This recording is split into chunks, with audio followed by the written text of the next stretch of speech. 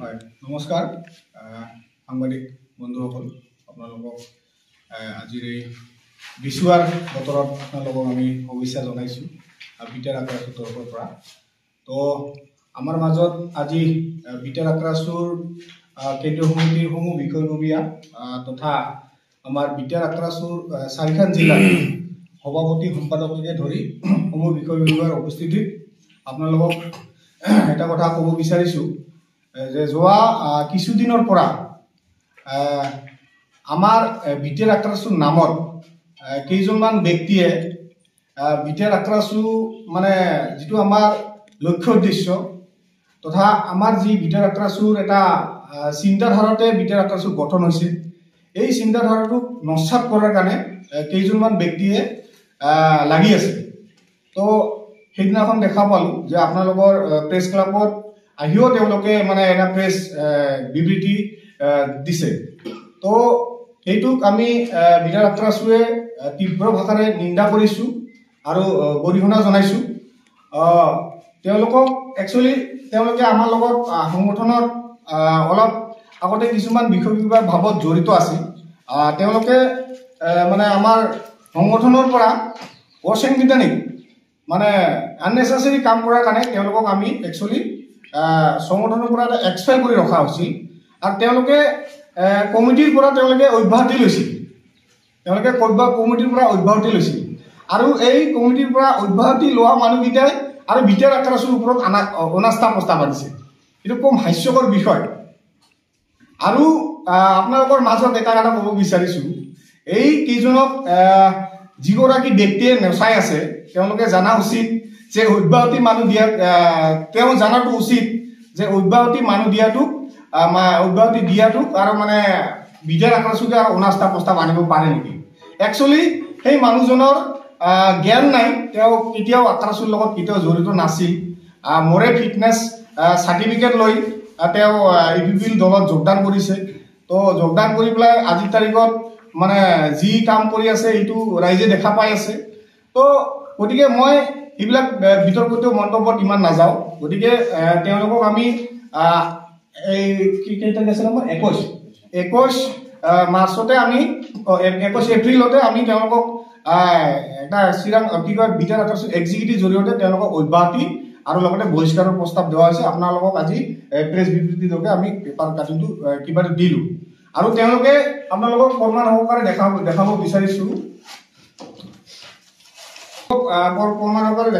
বিচাৰিছোঁ তেওঁলোকে গোটেই মানে যিকেইজন মানুহে আপোনালোকৰ এনেকৈ প্ৰেছ বিবৃতি দিছে গোটেই মানে এইবিলাক কিবা দিয়া ৰিজাইন দিয়া বিটাৰ আক্ৰাছুৰ পৰা অব্যাহতি বিচৰা, মানে কিছুমানে ব্যক্তিগত অসুবিধা, কিছুমানৰ বোলে কিবা কিবি অসুবিধা, তাৰ কাৰণে তেওঁলোকে মানে আমাৰ সংগঠনৰ পৰা অব্যাহতি বিচাৰিছে আৰু আমি প্ৰস্তাৱ মৰ্মে তেওঁলোকক অব্যাহতি দিয়া হৈছে। তো তেওঁলোকৰ এভিডেন্সবিলাক আমাৰ লগত আছে আৰু তেওঁলোকে আমাৰ সংগঠনৰ নামত বা কিছুমান আমাৰ নামত অভিযোগ আনিছে যে আমি মানে কিছুমান প্ৰগ্ৰাম কাৰ্যসূচী কৰি পেলাই আমি মানে টকা মানে আমি খাইছোঁ। তো এইটোতো এটা আমাৰ মানে একদম মানে আননেচেচাৰী কথা কৈছে আৰু আমাক কৈছে যে বিটাৰ আক্ৰাছুৱে এটা কোচিং চেণ্টাৰ খুলিছিল আৰু কোচিং চেণ্টাৰৰ নামতো আমি বোলে পইচা মানে খাইছোঁ। এটা কোচিং চেণ্টাৰ যেতিয়া আমি খুলিছোঁ, আমাৰ চিৰাং জিলাৰ সভাপতি সম্পাদক ইয়াত আছে। একচুৱেলি এইটো ডিষ্ট্ৰিক্টৰ নেতৃত্বতহে এই কোচিং চেণ্টাৰটো খুলিছিল আৰু এই কোচিং চেণ্টাৰটোৰ অপেনিঙৰ দিনাখন আমাৰ চিলি সমষ্টিৰ বিধায়ক আছিলে, আমাৰ চিৰাং জিলাৰ প্ৰশাসনৰ আৰক্ষী অধীক্ষক আছিলে এই প্ৰগ্ৰাম কাৰ্যসূচীত আৰু আমি সুন্দৰভাৱে 3 মাহ আমি চিৰাং জিলাৰ কাজলগাঁৱত আমি এই প্ৰগ্ৰামটো আমি কোচিং চেণ্টাৰটো চলাইছোঁ আৰু BTC গভৰ্ণমেণ্টে আমাক থুলমূল এটা মানে আৰ্থিক বৰঙণি আমাক দিছে, 2 বছৰ পিছত দিছে। তো আমি প্ৰগ্ৰামটো কৰিছোঁ, আমি ছাত্ৰ সংগঠন হিচাপে ছাত্ৰৰ কিছুমান আমি কাম কৰিছোঁ। তো তেওঁলোকৰ এইবিলাকত মাত মাতাৰ কোনো অধিকাৰ নাই আৰু আমি এনেকুৱা প্ৰগ্ৰাম কাৰ্যসূচী আমি তেওঁলোকে আমাক কি বুজাব বিচাৰিছে এইবিলাক কথা কৈ পেলাই তেওঁলোকে আমাক কি ক'ব বিচাৰিছে। আমি যিমানে যি নহওক কিয় আমি আমাৰ বিটাৰ আক্ৰাছুৰ লক্ষ্য উদ্দেশ্য বা ভিতৰত থকা আমাৰ কোচ ৰাজবংশীসকলৰ ছাত্ৰ ছাত্ৰীৰ যি ভৱিষ্যত আছে এওঁলৈ আমি বিটাৰ আক্ৰাছুৰ কাম কৰি যাম। আৰু মই মানে আমাৰ এডভাইজাৰ কি কয় আমাৰ কিবাৰ এডভকেটৰ লগত কথা পাতিছোঁ। এই সম্পৰ্কে যিটো মানে মোক কিছুমান ব্যক্তিগত তেওঁলোকে কথা কৈছে আৰু ব্যক্তিগত মানে মোক মানে টকা খোৱা বুলি কৈছে মই এডভোকেটৰ লগত কথা কৈছো মই এটা মানহানি গোচৰ তেওঁলোকৰ এগেইনষ্টত কৰিম 10 কোটি টকাৰ এটা মই মানহানি গোচৰ কৰিম অলৰেডি মই কথা পাতিছো গতিকে এইখিনি আইনগত হিচাপত তেওঁলোকৰ ওপৰত যি ব্যৱস্থা হ'ব লাগে হ'ব গতিকে মই তেওঁলোকৰ বিষয়ে বেছি ক'বলৈ ইচ্ছাও নাই তেওঁলোকৰ ইলেকশ্যন কেন্দ্ৰিক এটা মানে চিন্তাধাৰা কৰি তেওঁলোকে বিটাৰ আকাশু গঠন কৰিছে তেনেকুৱা বিটাৰ আকাশু 10টা গঠন কৰিলেও আমাৰ যি চিন্তাধাৰা আমি আমাৰ যি লক্ষ্য দিছো সেই হিচাপত আমি আগবাঢ়ি যাম ধন্যবাদ ৰাইজে এতিয়া আমাৰ লগত আছে আমাৰ 4খন জিলা একদম সবলভাৱে নেতৃত্বত আছে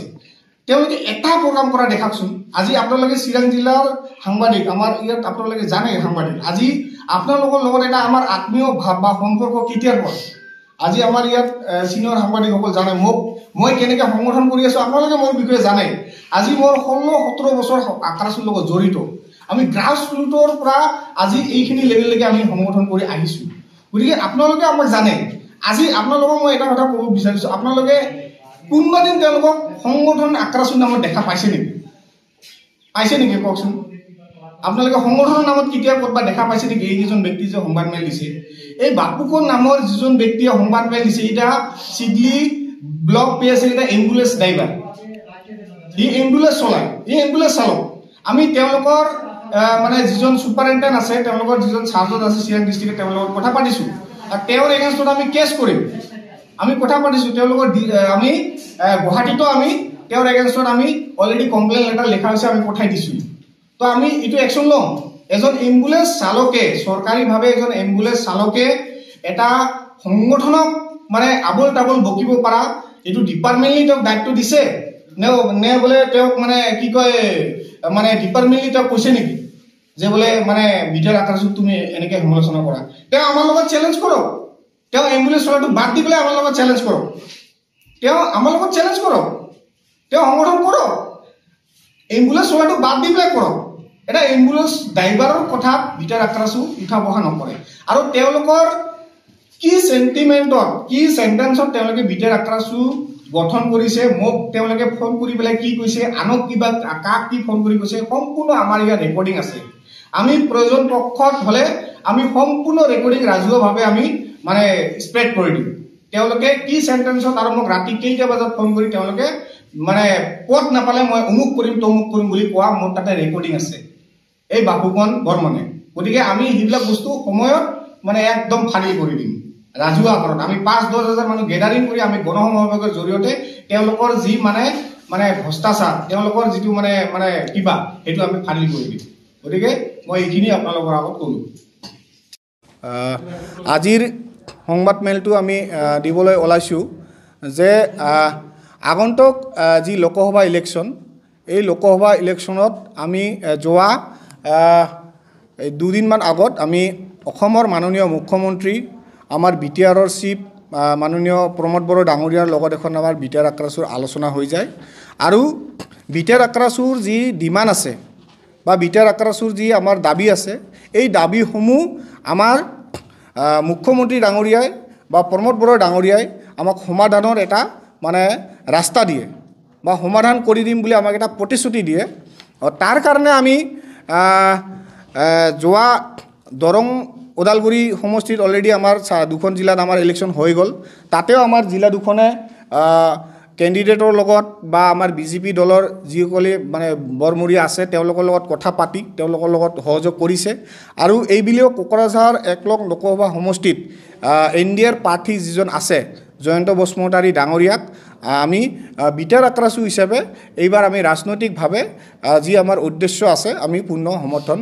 জনাইছোঁ